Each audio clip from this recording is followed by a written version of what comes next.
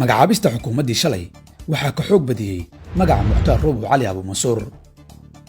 mid ka mid ah asaasayaashii kooxda al-shabaab ayaa wasiir ka noqday xukuumadda cusub ee Soomaaliya. maxbuusnimo dhowr sano ah kadib, mukhtaar roobow maanta waa wasiirka diinta iyo waqaafta ee Soomaaliya. xukuumad ka kooban 25 wasiir, 25 wasiir ku xigeen, 24 wasiiru dawle iyo ra'iisul wasaare ku xigeen ayuu shalay faafiyey ra'iisul wasaare Xamse Cabdi Barre. xukuumadda cusub oo markii ra'iisul wasaaraha iyo ku-xigeenkiisa lagu dara ka dhigan 76 xubnood ayaa ku soo beegantay marxalad adag oo xasaasi u ah Soomaaliya. dhowr arrimood ayaa u baahan in la dul istaago marka laga hadlayo xukuumaddan. kow, qaab-dhismeedka. iyadoo madaxweyne xasan sheekh uu xafiiska yimid xilli uu dalku aad u kala fogaaday, ayaa waxaa la filayay in xukuumadda uu talo iyo xubno ka siin doono mucaaradka ay 2 sano wada fadhiyeen hotelka Jazeera ee magaalada Muqdisho. laakiin xiriir aan la sameynay xubnihii mucaaradka ee xasan sheekh ay wada halgameen waxay sheegeen inaan wax talaa laga siinin dhismaha xukuumadda cusub. inkastoo ay jiraan dhowr qof oo musharaxiinta qaar ololaha kala shaqeeyey oo shalay xilal helay, haddana hogaamiyaasha mucaaradku waxay nala wadaageen inaan wax talaa la siinin. 2, madaxweynaha iyo kooxdiisa. kooxda madaxweyne xasan sheekh ayaa heshay inta ugu badan iyo intii ugu muhiimsaneed xukuumadda. wasaaradaha maaliyadda, arrimaha gudaha, arrimaha dibadda, waxbarashada, cadaaladda, kalluumaysiga, amniga gudaha, qorshaynta, badroolka iyo madaxtooyada ayaa dhammaan maray dhanka kooxda madaxweynaha. xubnaha kalena waxaa lagu sheegay qaar ay saaxiibada madaxweynuhu soo jeediyeen.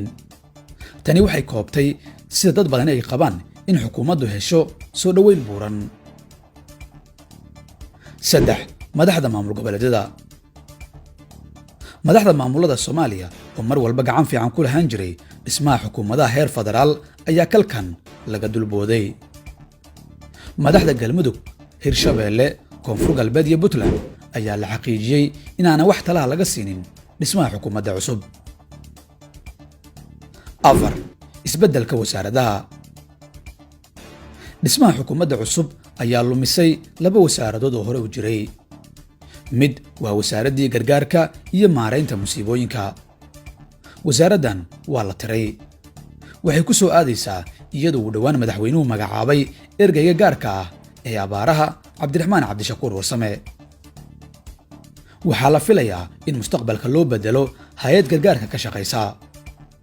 sidoo kale wasaaraddii dastuurka oo gaar u taagneyd ayaa la tirtiray iyadoo lagu daray wasaaradda cadaaladda. waxaa kaloo la abuuray wasaarad deegaanka iyo isbeddelka cimilada ka shaqaysa. 5, tirada xukuumadda. xukuumadda cusub ee ra'iisul wasaare Xamse Cabdi Barre waxaa la badiyey wasiiru dawlayaasha oo markii hore aad u koobnaan jiray.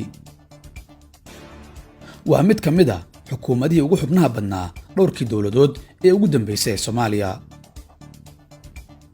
6, mukhtaar roobow cali abuumansuur. in sargaalkan horey uga tirsanaan jiray hoggaanka sare ee kooxda al-shabaab isagoo maxbuus ah wasiir loo magacaabo ayaa falanqeeyaashu waxay leeyihiin waxaa looga dhex jeedaa faa'iido iyo fudaad isbarkan. dadka qaar ayaa qaba inay wax wanaagsan ahayd in roobow lagu soo daray xukuumadda, halka qaarna ay qabaan in marka hore ay muhiim ahayd in la soo marsiiyo dariiq laga dhex arki karo inuu fikirkii al-shabaabnimada ka doortay dowlad dimuqraadi ah. maxay kula taadiga?